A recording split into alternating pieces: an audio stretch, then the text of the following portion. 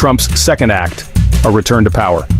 Donald Trump's return to the presidency in 2025 marked a return to his signature brand of populist politics. The political climate was tense. The nation remained divided on key issues. Trump's victory signaled a desire for his brand of leadership among a significant portion of the electorate. His second term began with both high expectations from supporters and deep anxieties from critics. Trump's initial months were marked by a flurry of activity. He focused on implementing his campaign promises. This included a renewed emphasis on his America First agenda. There was also a focus on rolling back certain policies of the previous administration. Trump's return to the White House brought familiar faces back to positions of power. His cabinet appointments reflected his policy priorities. These appointments indicated a clear direction for his second term. However, his return also reignited many of the controversies that defined his first presidency. The early days of Trump's second term set the stage for a tumultuous 4 years. His actions and rhetoric continued to dominate headlines. The nation watched closely as he charted a course through a complex and ever-changing world. Navigating the Ukrainian crisis, promises, and pitfalls. The ongoing Russia-Ukraine war presented an immediate and significant foreign policy challenge for the Trump administration. Trump's campaign promise to swiftly end the conflict proved more difficult to fulfill in reality. His initial claim of ending the war in 24 hours was later acknowledged as a little bit sarcastic.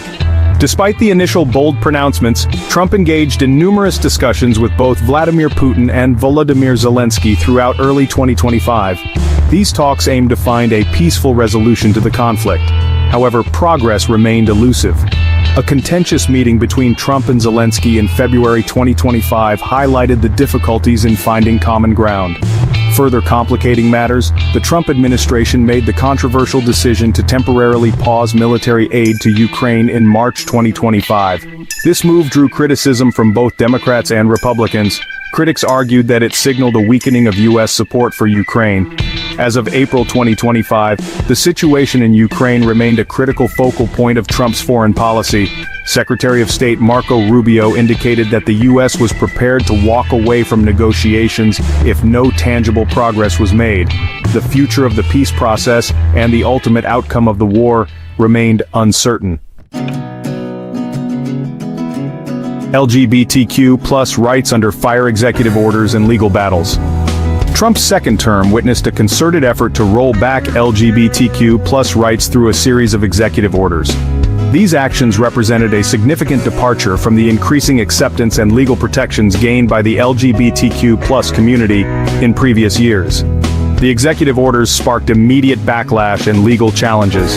One of the most controversial orders declared that the U.S. government would recognize only two sexes, male and female.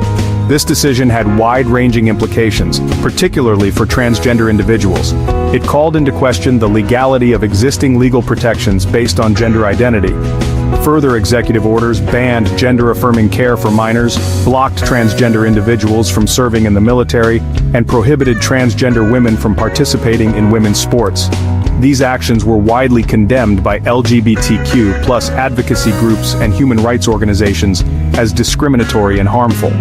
Organizations like the ACLU and the Trevor Project immediately filed lawsuits challenging the legality of these executive orders.